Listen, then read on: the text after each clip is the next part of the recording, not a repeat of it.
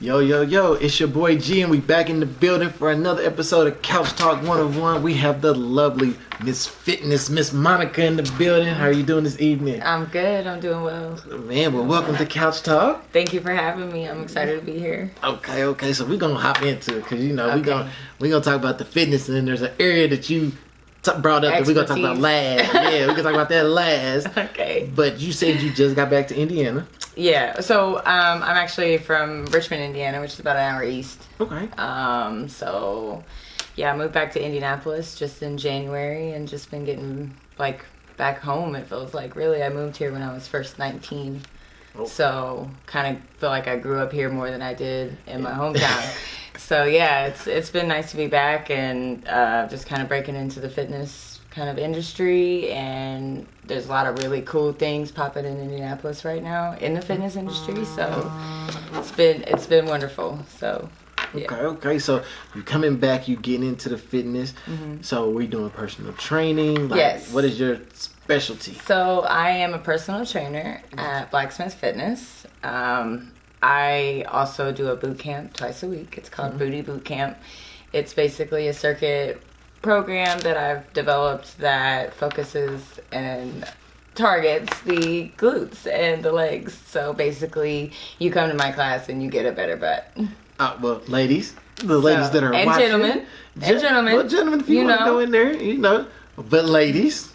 You ladies. to get in there and get it, make it happen twice a week. Yep. Summer Body's 2020. Summer Body 2020. Absolutely. So we lift weights and we do keep it high intensity, so you're getting a great sweat in and you burn a lot of calories. And I've only been doing it for a few weeks, but the girls and the guys are really loving it and learning a lot, and it's been taking off. It's been really cool. Okay, so your personal training, when you're training women, you know, women are getting more into the weights now. Yes. In my perspective. Yes. In the beginning, when you first started, did you have to kind of like give them a little nudge to want to pick up a weight? So How did that come about? the women are really, really interesting when it comes to fitness. So we just want our waist smaller and our butts bigger, pretty much.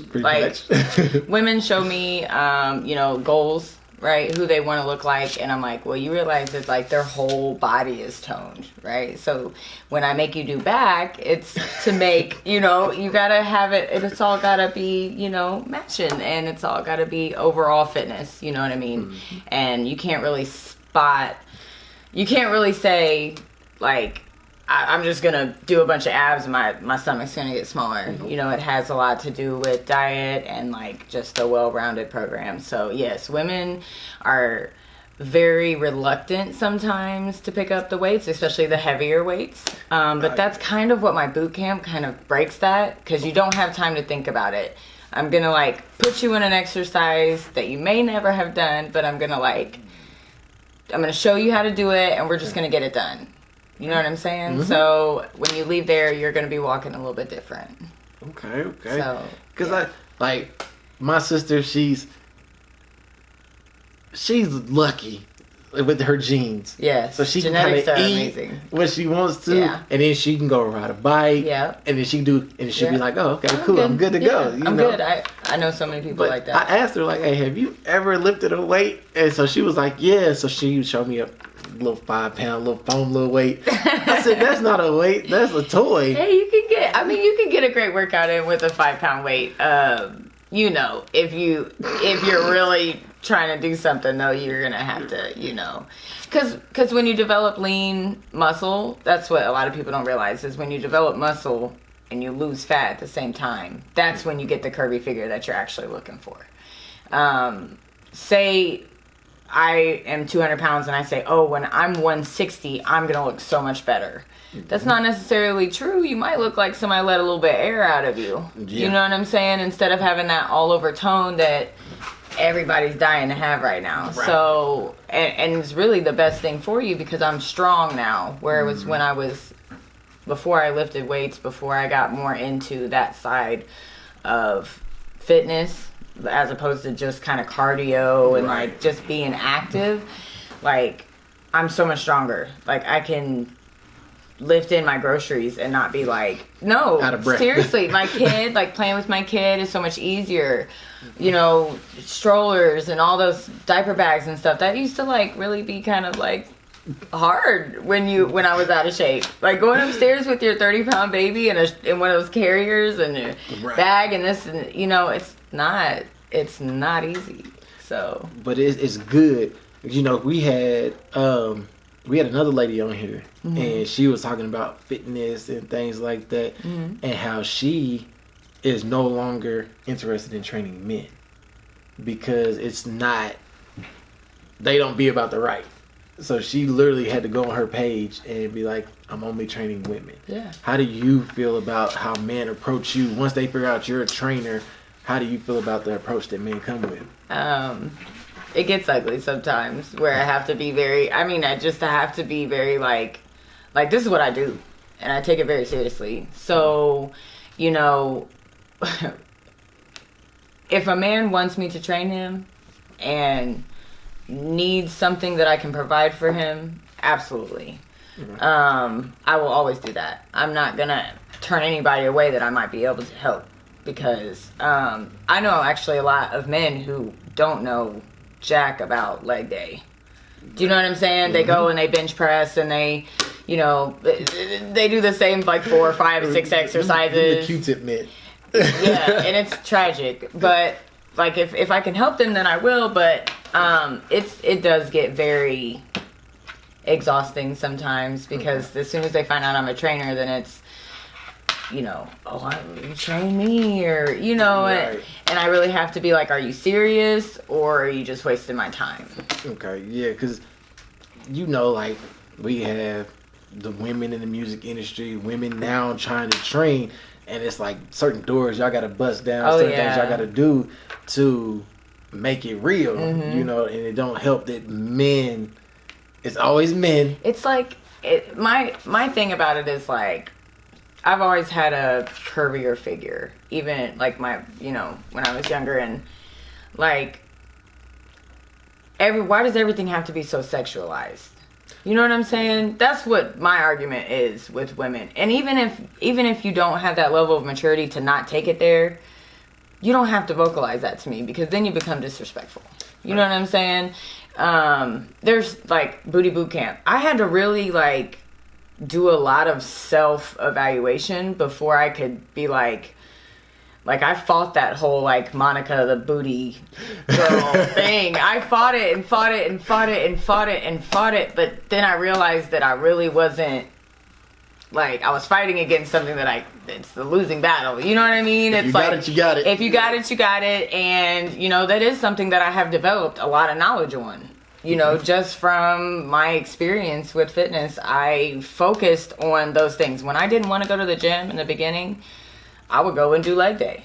It was like the only thing sometimes that would push me to go, because I really enjoyed squats. I enjoyed these things that I was learning to do, and just kind of took it from there. But yeah, there's certain exercises that I'll post up, and, you know, it doesn't necessarily like, I don't go looking for the attention. The attention comes to me. So it's kind of like exhausting sometimes. Like, grow up. Yeah, exactly. Like, just grow exactly. up. And I have to tell people a lot, you know, if you follow me, you'll see that I work out every day. Like, I'm in there grinding, I'm in there working, I'm in there, I take it very seriously, and, you know, I'm trying to be the best Monica and the best trainer and the best mom and the best person that I can be. So for you to kind of like, it's almost feels like discrediting how hard I work, because you're making it like I'm asking for you to hard eyes my workout. I'm not looking for that, bro. It doesn't, you know. So it's and that's what we're trying to get out there. You know, we're trying to get it out there like these women are serious. You know, so when you hear this podcast, you know, if I go follow her, she's working out. So that if a woman that don't want to go to the gym might see you doing an at-home workout, and like, okay, cool, I don't have to embarrass myself. Yeah. She's doing it. Exactly. It's not about, oh man, look, she's doing. Exactly. Nah, it's a help. Well, and honestly, men can be motivated by women in fitness as well. Yeah. People don't really think about that.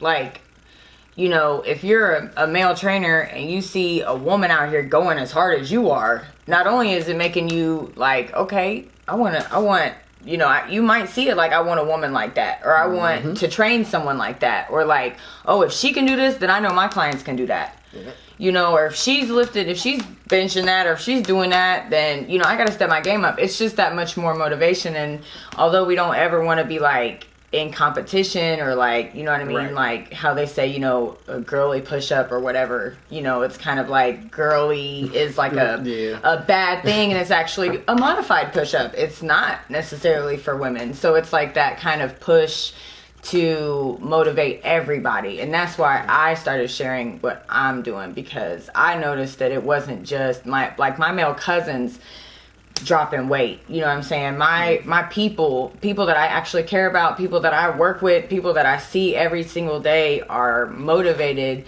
to make small changes. And then like I have conversations every day that pertain to health, fitness, mental health, you know, just stress, anxieties, depression. I have these conversations with all of these different people, and it always comes back down to, you know, the message of fitness, which to me is that, you know, if you want to change it, you have to do the work. Yeah. If you don't like it, change it. And in order to get there, you have to do something. You have to execute. So you can have great ideas all day, but until you learn to manifest those things and make that something, you have nothing. Exactly. You have nothing. So, and that's always been my message, and also just kind of like being more positive. And I feel like men and women both can relate to that. But yeah, I mean, like for example, my Instagram, you know, the Instagram gives you insights, right? It tells you what your audience is, and, you know, 80% of my audience is men. Now, that really bothered me for a long time. Like, it bothered me because I'm like, this is not who I'm, like, this is not my target audience. My target audience is women, like, you know, 20 to 40 or whatever. Right. Like, that's my target audience. So that's who I was trying to reach more out to. And then when it was like men, I was like, man.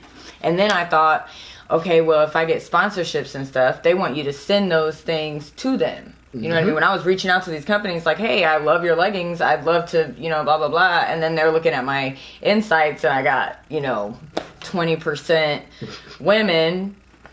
It doesn't look as good on me. It just kind of looks like I'm out here, you know. Sex symbol.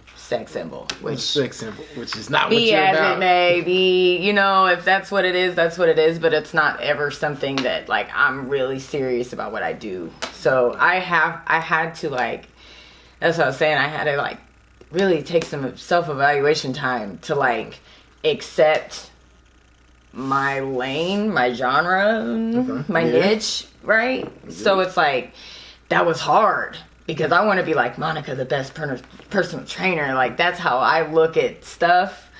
So it was like, am I just taking the easy way? Am I feeding into this stigma? The stereotype. Am I feeding into that by kind of like putting it out there? But at the end of the day, that is what the ladies want. Yeah. And I am here to give the ladies what they want. The people what they want. So, it's my trainees, like my clients, they get it all. They're not just doing booty every day. Period, point blank. And I'm going to work you out, and I'm going to get you where you want to be, whatever that is. You know what I'm saying? Or as close to it as your body will let you go. Right. But yeah, Booty Bootcamp be popping out. It's really nice. We can send Brian to Booty Bootcamp. We're gonna send Thrash there. Oh Lord Jesus! We're gonna see if he can handle one of your workouts. I've been doing it for about 4 weeks, and I haven't gotten really any good footage because I'm having such a good time keeping like the class going and like, you know, getting them hype and changing the music and just like teaching them and like working with them that I forget my phone's even there. You know what I mean? Like, that's which I should. For it. Yeah. Exactly, which I should. So I'm not at all like. I'm not pressed about it, but it would be kind of nice to get just some footage of seeing what the ladies and the gentlemen be doing in my class, because it's really cool. But we gonna send Thrash there to do one workout though too. Yeah, do y'all want to see that? the people want to see it. They get tired of seeing me. Let me know if you want to see that. We'll work that out. So, what is your training schedule like during the week? Like, what is a typical day in the life of Monica, the fitness trainer? Okay, so right now, Monica, the fitness trainer, is in like a transition period. Okay. So I'm trying to make my side hustle my main hustle. But I have a lot of side hustles. You know what I mean? I have a lot going on. So I work quite a few jobs and dabble in quite a few things. But I'm a bartender and a server. And I really do enjoy that. It's something I've done a long time. I just work with the people. I love talking to people. I love the interaction that you have, and I love serving. So, you know what I'm saying? That's just kind of what I do. So usually I'm up in the morning. My body will not let me sleep past like 8:30 in the morning, which is really annoying. But I usually get up. I go to the gym. I usually do my workouts before I do my clients. I feel like I have so much of a better... I can push them a little bit harder because I know what I just did. Okay. You know what I'm saying? Mm-hmm. It's like, because there's a lot of times where I'll get on the floor and do burpees with my client just to show them like I'm in the trenches with you. I'm showing you, like, if that's what it's going to take to get you through them 8 burpees, that's what I'm going to do. Okay. You know what I mean? So I'll do my workout first. I usually have a client. Sometimes I'll have assessments. And then I usually run home, change into the work uniform, and then go work until close and do that all over again the next day. My boot camp's on Wednesday nights and Saturday mornings, so I do not work those days any other job because I really want to give my full attention to that. And then I kind of piece my clients in between my jobs, and it gets hectic, and sometimes I am so tired. Like, I'll go get my nails done, and it's the only time I sit down. You know what I mean? So I'm instantly, like, ready to just go to sleep. Just from sleep yeah. Every time I get tired, because I don't really sit much. I don't really, I don't know. I'm just always on the go. Anybody that knows me knows that I'm always on the go. But I like it that way. I feel like, if you're really hungry, you put a lot on your plate. Right. And you eat it. Yeah. So you sacrifice. You sacrifice. Yeah, even when you ain't ready to eat, you gotta eat. You gotta make it happen. So for sure. Okay. So that's kind of a day. So with this booty boot camp. Yes. We just gonna give people a little snippet. What can they expect when they come in? I know there's gonna be warm ups. Okay, so yeah. What can they expect? When you come to Booty Boot Camp, I'm gonna warm you up. And then during your warm-up, I do specific warm-ups to activate the glutes. So you're going to do like different leg lifts to like get that really warmed up. Okay. And then I have a circuit. So the circuit's usually about 8 to 10 exercises, and they vary in intensity, and they also vary in weight, and they vary in, so like I might, for example, have a circuit of 8 exercises. One would be like, jump slams with a rope. Okay. With a squat, you know what I mean? And then you'll do something that's like a landmine sumo squat. So you might grab, a heavier weight and then start banging those out. Then like a hip thruster, and then, some goblet squats, and then like whatever those lifts are. But I do focus on adding the weight because I don't, when I first started and I used to look at the weights, I was so intimidated. Like I was like, oh my gosh. Yeah, what am I going to do with this? Like, or I'd be like, oh, I think I can do 80, but I'm just going to put it at 60 because, you know what I mean? Mm-hmm. Like, I just second guessed everything. I like that my class is fast paced. So I'm going to make sure that you're doing everything safely, you know what I mean? And accurately. And I'm going to take that time to, if I have to slow you down to, make sure we're not doing anything wrong. But the intensity helps you take the thinking out of it. So when I tell you, like, one, you just saw me do it. And if I have to show you again, I'll do it again. Right. But you know what I mean? Like, you don't have time to overthink it. Okay. Because I'm an overthinker. So I really sympathize with overthinkers and, like, not being able to do stuff out of fear, right? Okay. So everything you want is on the other side of fear.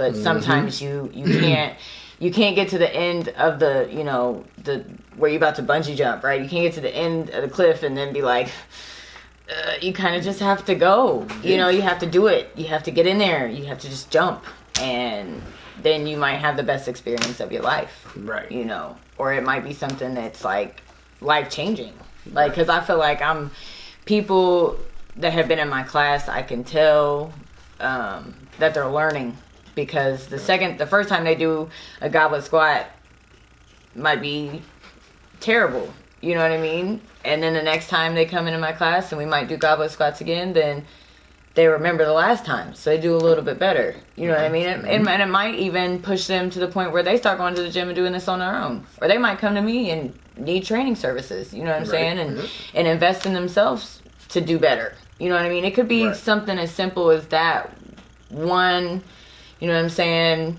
one class to really take off and change someone's whole stuff up, which I think is really cool. Right. So, but we also do an ab circuit. Ooh. Yeah.